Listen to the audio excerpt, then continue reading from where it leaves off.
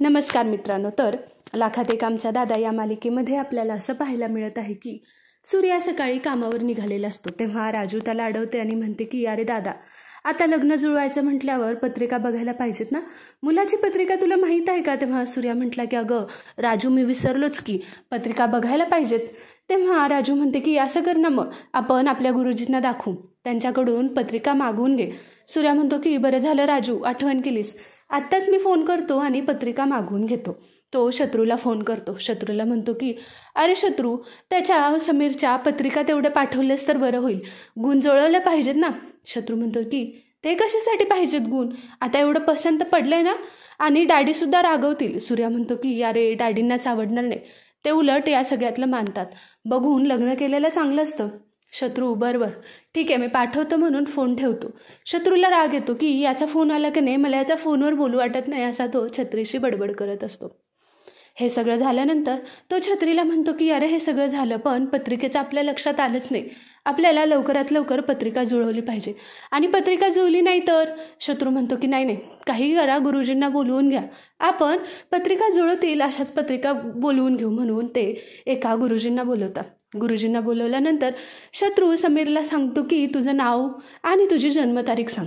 त्याला काहीच माहीत नसतं, तो वेड्यागत उत्तरं द्यायला लागतो. तेव्हा गुरुजी म्हणतात की तुमची पत्रिका ठीकच आहे, पण एक प्रॉब्लेम आहे, गुण जुळत नाहीत. शत्रू म्हणतो की गुण जुळतील अशी पत्रिका बनवा. गुरुजी म्हणतात की नाही नाही, हे शक्य नाही आहे, हे शास्त्राच्या विरोधात आहे. शत्रू म्हणतो की हो, हे शास्त्राच्या विरोधात असेल तर आता तुम्ही आलाय 2 पायांवर, ज्याचाल एकाच पायावर, काही झालं तरी पत्रिका जुळायलाच पाहिजेत, असं म्हणून तो जबरदस्तीने त्या गुरुजींकडून जुळणाऱ्या पत्रिका बनवून घेतो. सगळं झाल्यानंतर आपण त्याच्या सूर्याच्या घरी पण गुरुजी आलेले असतात, त्यांचे नेहमीचे गुरुजी असल्यामुळे ते घरी येतात. घरी आलेले सगळेजण त्यांचं स्वागत करतात, तिथे बसायला पाठवतात. तुळजा सूर्याला म्हणते की ऐक ना सूर्या, आपण आपल्यासुद्धा पत्रिका जुळवूयात का? मला तर असं वाटतं ना आपल्या पत्रिकेतले 36 गुण जुळतील. तेव्हा सूर्या म्हणतो की अगं, मी आपल्या पत्रिका कधीच जुळवल्यात. तुळजा लाजते आणि आतमध्ये निघून जाते. सगळेजण भटजींना बोलवतात. सूर्या म्हणतो की ते लोक समीरला पण घेऊन येतात, ते आपण दोघांच्या पत्रिका इथेच जुळवू. ते झाल्यानंतर शत्रू समीरला आणि त्यांच्या आयांसोबत सूर्याच्या घरी पोहोचतो. जेव्हा तो दारात येतो तेव्हा राजू त्यांचं ओवाळून स्वागत करते. तेव्हा समीर म्हणतो की अहो पण या सगळ्याची काय गरज? तेव्हा सूर्या म्हणतो की नाही नाही, तुम्ही आमच्या घरी पहिल्यांदाच येताय ना, हे सगळं झालंच पाहिजे, असं म्हणून त्याचं ओवाळून स्वागत करतात. पत्रिका भटजी बघायला घेतात. तेव्हा ते म्हणतात की गुण तर जुळतात आहे, 34 गुण जुळतात. समीर त्याच्याकडे बघून लाजून हसत असतो. शत्रू त्याच्या मांडीवर हात ठेवून त्याला धमकी देतो. तो शांत बसतो. गुरुजी तेजोची पत्रिका बघितल्यानंतर म्हणतात की पत्रिका जुळतात आहे, पण एक मुलीच्या पत्रिकेत दोष आहे. शत्रू छत्रीला म्हणतो की हा दोष कसला? तेव्हा शत्रू म्हणतो की छत्री म्हणतात की अहो, आपण मुलाची पत्रिका बघितली, आपण मुलीची पत्रिका बघितलीच नाहीये. तेव्हा तुळजा म्हणते की कसला दोष? गुरुजी म्हणतात की मुलीच्या पत्रिकेत दोष आहे, तिच्या होणाऱ्या नवऱ्यावर संकट आहे. हे ऐकल्यानंतर शत्रू उठतो आणि म्हणतो की काय, हे नाही झालं पाहिजे, त्याच्यावर काय उपाय आहे ते सांगा. तेव्हा ते गुरुजी म्हणतात की आपण ह्यांची एक शांती घालू शकतो. सूर्या म्हणतो की बरं ठीक आहे. शत्रू म्हणतो की नाही, काय नाही, ते असेल ते सगळं घालून टाका, असं व्हायला नको की उद्या तिचा नवराच गचकला. तेव्हा ते लोक त्याच्या मागे लागतात.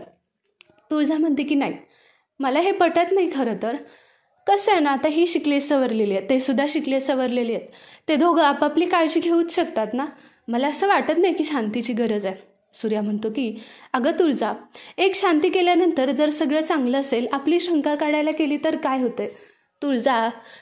तुळजाला हे अजिबात पटत नाही. ती म्हणते की अरे पण गरजच काय? सूर्या म्हणते की करून टाकू. तेव्हा शत्रू म्हणतो की अगं माझे करतात आहे ना शांती, मग तू ग बस ना, तुला कोणी इथं बोलायला लावलंय? तुळजा म्हणते की का, मी इथं बोलायचं नाही आहे का काय? सूर्या म्हणतो की अगं तू बोलूच शकतेस, पण जाऊ दे ना, घालूया आपण शांत. शत्रू जबरदस्तीने शांती घालायला लावतो. सूर्या म्हणतो की गुरुजी आपण उद्याच शांती घालू, असं म्हणून उद्याच्या शांतीचा कार्यक्रम ठरवतात. इकडे गुरुजी घरी जातात. तुळजा फुगवून आपल्या रूममध्ये जाते. सूर्या तिला समजावायला आतमध्ये जातो. तेव्हा तुळजा म्हणते की का सूर्या, ही शांती का घातली पाहिजे तू सांग. मी खरं तर तुझ्यापेक्षा खूप वेगळ्या विचारांची मुलगी आहे, पण हे सगळं मला पटत नाही. सूर्या तिला समजवतो. सूर्या म्हणतो की अगं आपल्या पत्रिकेत काय हे आपल्याच हातात असतं, हे मला सुद्धा माहीत आहे. आपल्यासुद्धा लग्न वरूनच जुळून आलेलं होतं. तुला जन्माला घातलं ते माझ्यासाठी आणि मला जन्माला घातलं ते तुझ्यासाठी. सगळं वरच्याच्याच हातात असतं, पण काही गोष्टींवर आपण विश्वास ठेवायला हवा ना, असं म्हणून तो तुळजाची समजूत काढतो आणि तुळजाला तयार करतो. इकडे शत्रू चिडचिड करत असतो. काही झालं तरी सगळं व्यवस्थितच झालं पाहिजे. तिला माहिती नाही आहे आपण लग्न तिचं माझ्याशी होणार आहे, त्यामुळे काही झालं तरी ही शांती झालीच पाहिजे.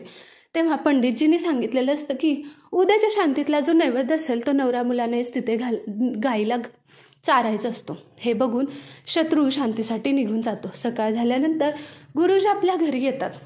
तेव्हा सूर्या मुद्दामूनच त्या दोघांच्या पत्रिका त्यांच्या हातात देतो आणि बघायला लावतो. तेव्हा गुरुजी बघूनच सांगतात की मुलीची स्वभाव खूप चिडचिड आहे, प्रेमळ आहे. सूर्या म्हणतो की हो, तुझ्याला राग येतो, ती पाया पडते. तेव्हा सूर्या घाबरतो. गुरुजीसुद्धा जरा दचकतातच आणि शांत बसतात. सूर्या आपली मज्जा घेत बसलेला असतो. तुळजाला आपलं हे सगळं पटत नसतं, पण ती त्या सगळ्यांच्या खुशीसाठी त्यात सामील झालेली असते. इथेच लाखात एक आमचा दादाचा भाग संपतो. तुम्हाला आपल्या चॅनलवरचे अपडेट्स आवडत असतील तर आपल्या चॅनलला लाईक करा, शेअर करा आणि सबस्क्राईब करायला विसरू नका. थँक्यू.